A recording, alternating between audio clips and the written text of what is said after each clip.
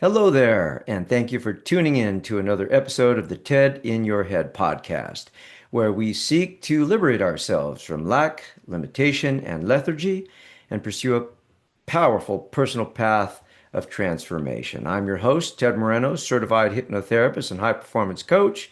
And I think in order to live a fulfilling, meaningful life, we must consistently work on our own personal self development and our own personal transformation.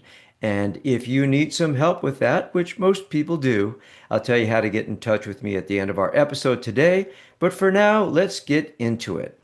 So last week, I read a chapter from my book published in 2011 titled The Ultimate Guide to Letting Go of Negativity and Fear and Loving Life.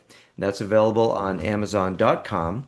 And today I'd like to read another chapter. Now, this is not going to be a regular thing, but as I mentioned last week, I was leafing through the book and came across a couple of chapters that I thought were kind of funny. This next one is actually kind of silly, but I like being funny. And to be honest with you, sometimes I like being silly.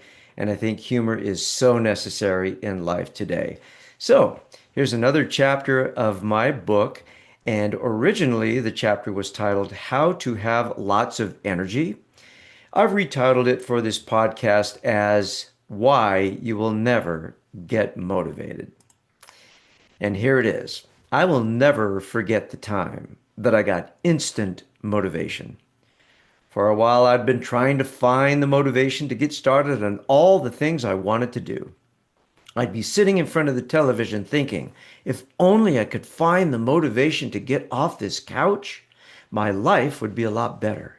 I felt depressed and unmotivated. One day, while watching Family Guy and eating Captain Crunch, someone knocked at my door. I was too tired to get up, so I just shouted, "Come in." The UPS guy ran in with a package and dropped it right in my lap. I was too tired to get up and get a knife, so during the commercial break, I used my spoon to saw through the tape and open the package. I pulled out the packing peanuts to uncover a strange glow wrapped up in some paper. I unwrapped the paper, and to my surprise and delight, it was a big box of motivation. I finally had me some. I jumped right up and cleaned the house. Then I wrote up my resume and went out and found my dream job. The money started rolling in. I started working out regularly. I got real buff and started dating a model. I learned to play guitar and joined a band. We made a record and went out on a whirlwind European tour that included staying at expensive hotels and fine dining at the fanciest. Then I woke up to the opening tune of SpongeBob SquarePants. My bowl of Captain Crunch was spilled all over my lap. It was just a dream. God, I have no energy and I'm so unmotivated, I said. The minute I said that, my eyes got real droopy. I thought about taking a nap right then and there, but the thought of the Captain Crunch all dried and crumbly on my pants was more than I could bear. I jumped up and I shouted, "No! I'm 32 years old. When is my life going to start?" Then I noticed something interesting. Just standing up and shouting gave me some energy. I found some paper. I couldn't find a pen or pencil, so I found a crayon and wrote down my discovery. Movement equals energy equals motivation. I realized that to be motivated, I had to cultivate more energy. I realized something else. The minute I said, I have no energy and I'm so unmotivated, I felt tired and unmotivated. I wrote down this realization as well. Whatever I say, my mind will obey. Motivational and energetic language equals motivation. Now I have a confession. This was not the first time that I had fallen asleep while eating sugary cereal. One time I awoke on the couch to find my mouth open with unchewed Cocoa Puffs. I swear I thought I saw a fly flying away. It seemed that every time I ate a lot of sugar, I got sleepy. So I got my crayon and I wrote this down. Good nutrition equals energy and motivation. I was feeling a bit motivated now. I felt the stirring of energy inside of me. I decided to make a list of some of the things I would do with my growing motivation. First thing was change my pants. Second thing was take all 12 cereal bowls off the coffee table and put them in the sink. Next, wash dishes while listening to Rush's Moving Pictures album really loud. And finally, sort through the 3-week-old pile of mail that was piling up on the floor. Now I had some direction, some things I wanted to do. Curiously, this gave me even more energy and motivation. I had another insight, and I wrote this down. Having a plan equals motivation. I was sorting through my mail when I came across a letter from the landlord, and it said, "Ted, you are a month late on the rent. If you don't pay the rent by this Friday, I will evict you. Signed, your landlord." He had also added a PS that said, "Judging by the overflowing garbage cans in your yard, you obviously have enough money for a wide variety of cold cereal, cookies, and pastries. Suggestion, get a life." The nerve! I was annoyed, but also majorly freaked out. Eviction. How could I pay the rent on time if Wendy's wouldn't give me a raise? I would have to find a better paying job and fast.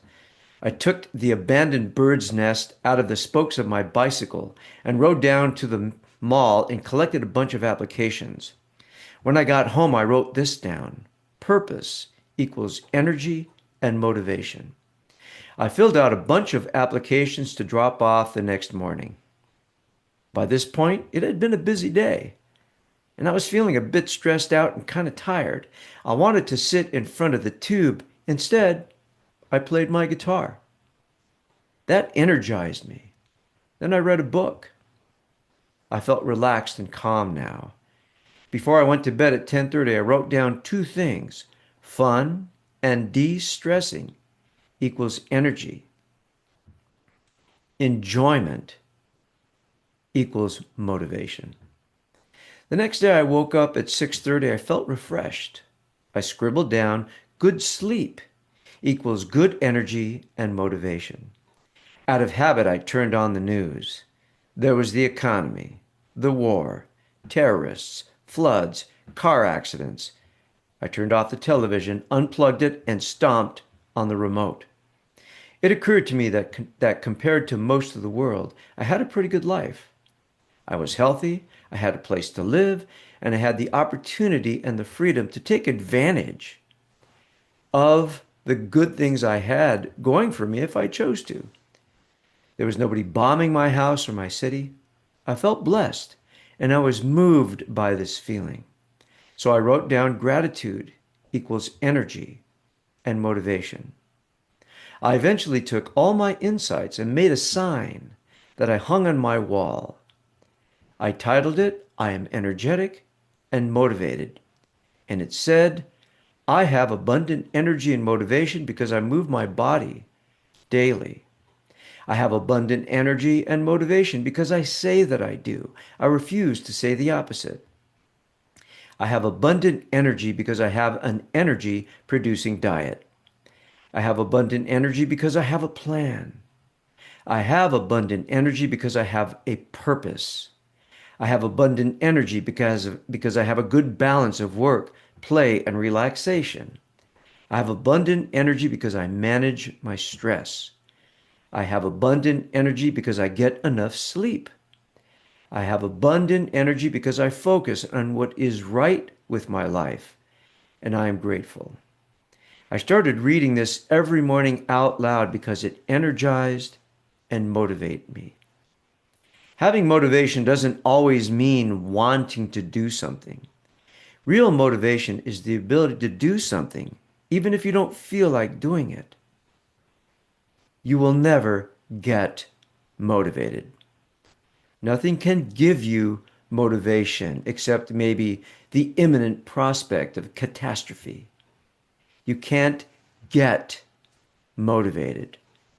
You must develop the habit of generating motivation and energy. You must learn to create it. It must come from inside of you. Today at 65, I'm grateful that I have a lot of energy and motivation. I found a sleep schedule that works for me. I walk every morning, stretch every day, and work out a couple of times a week.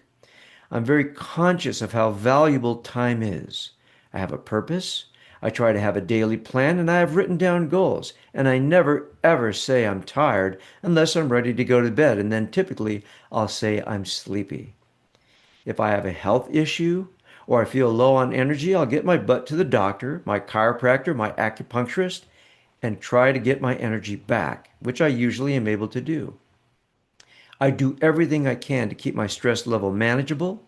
I try to stay connected with the people I love, and most importantly, I cultivate the attitude of gratitude every single day. If you need help getting into the habit of generating motivation and energy, I invite you to reach out for a complimentary phone consultation. You can do that by going to tedmoreno.com/contact. Send me a short little email. I'll get back to you within 48 hours and we can talk about what you need to become who you want to be. Here's a couple of quotes for you. Energy will do anything that can be done in the world, and no talents, no circumstances, no opportunities will make a two-legged animal a man without it. That was Johann Wolfgang von Goethe. Here's another quote for you. People often say that motivation doesn't last. Well, neither does bathing. That's why we recommend it daily. That's by Zig Ziglar. And I invite you to work on cultivating motivation and energy daily. Now, before I sign off, I have a disclaimer. And it goes like this. With the exception of the last paragraph, the preceding story is for educational purposes only and is mostly a work of fiction. To the best of my recollection, I have never fallen asleep with unchewed breakfast cereal of any brand in my mouth. However, I did once have to remove a bird's nest from the spokes of my bicycle. Also, I really liked working at Wendy's, and they always paid me well. Thank you very much for reading this. Take care, and we'll talk soon. Bye.